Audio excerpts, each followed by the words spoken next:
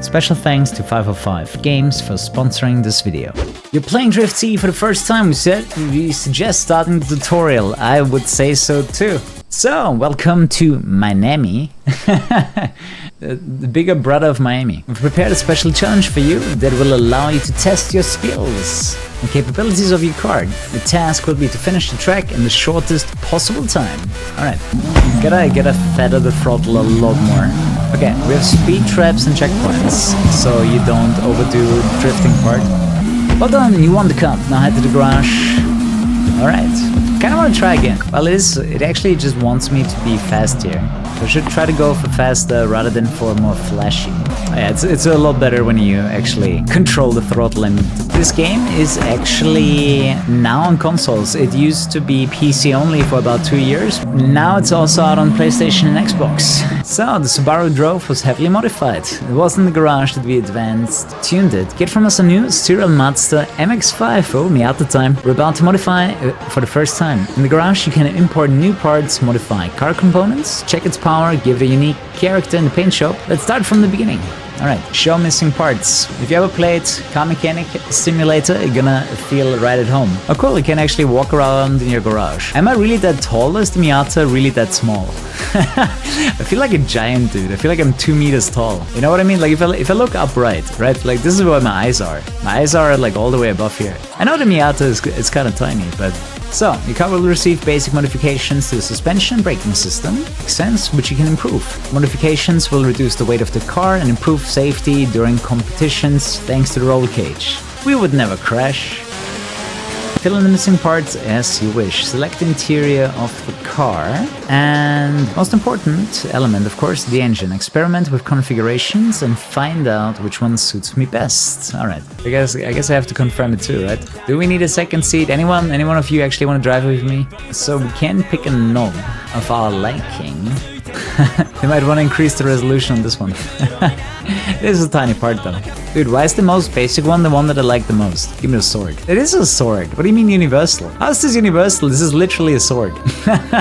See? Looking good. It's a universal katana. Exactly. Dude, I swear you could just put Momo on this one.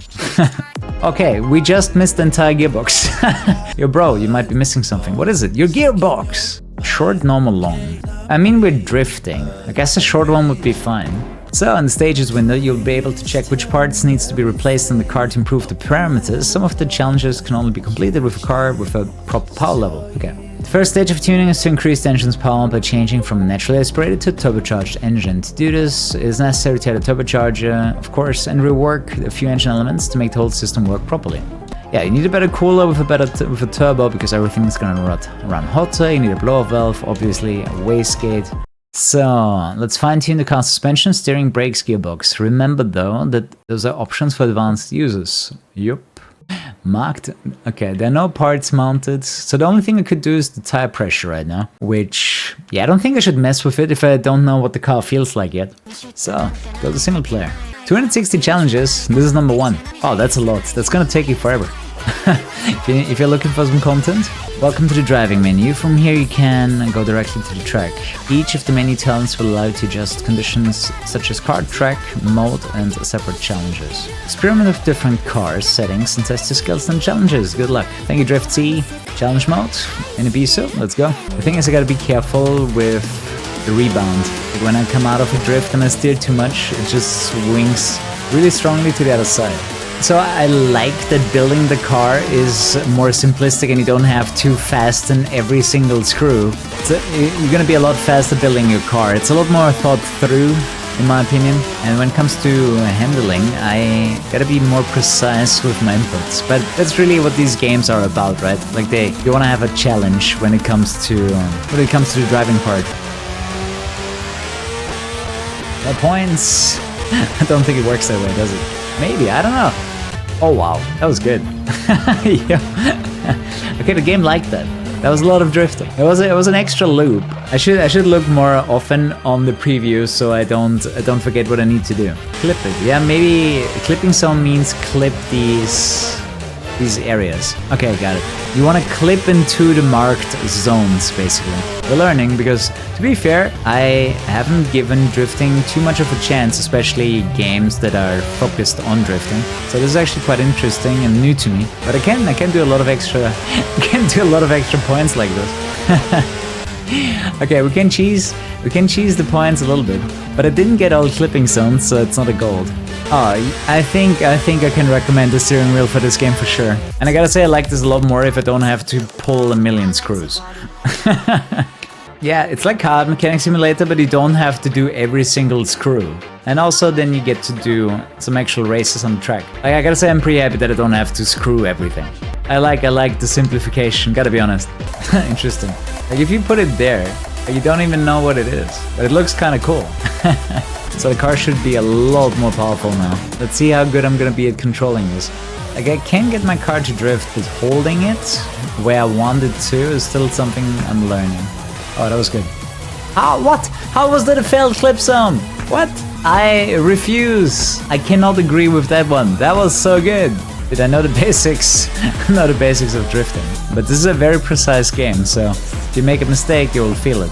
I mean, one thing I'll definitely say, usually I'm not a big fan of drifting games, but it actually feels like they were thinking about a lot of things that makes the drift fan happy. Because usually I get really weirded out from anything that is drifting related, but to be fair, most racing games out there that do not have drifting as the main focus work that well.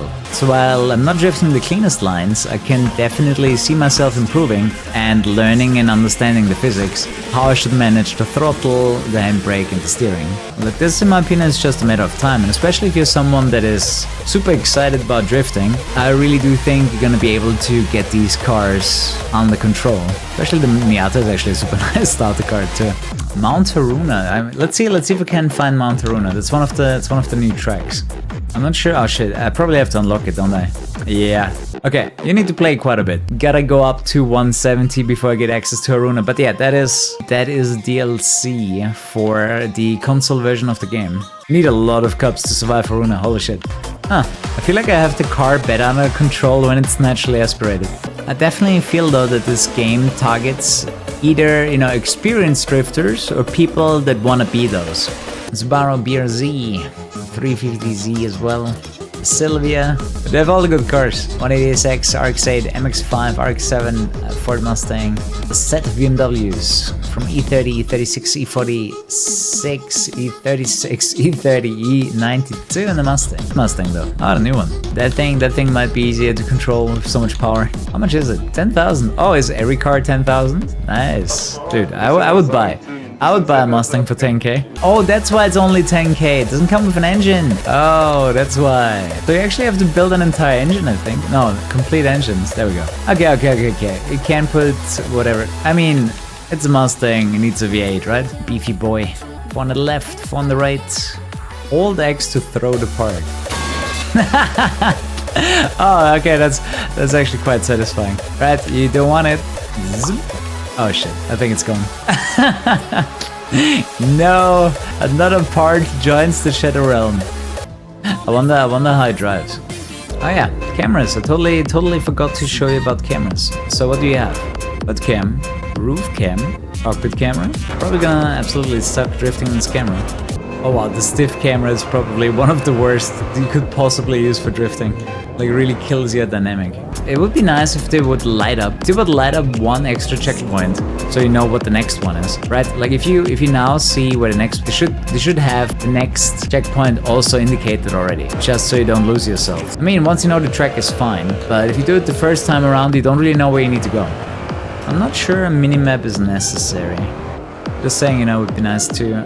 If there's a clipping point, it will be indicated. So last thing I haven't really checked out yet is like all of the areas that you can go to. Let's see. So we went to Ibisu, stadium, parking lot exists. We got those training maps that were basically made just for that. Motor Park Kosalin. So basically how it works, you always get yourself a car and then you buy the engine and you put it all together. It's quite nice. Thanks for watching. DriftCE is now available on PlayStation and Xbox. You can get the game in the description and below.